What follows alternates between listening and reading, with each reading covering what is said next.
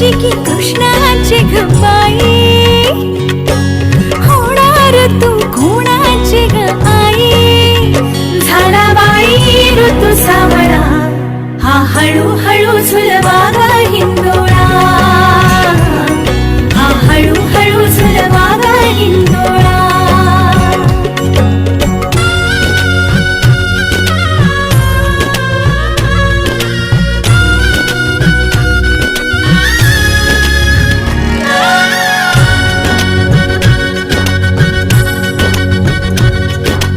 जन्मास्तुरीचा लाभला,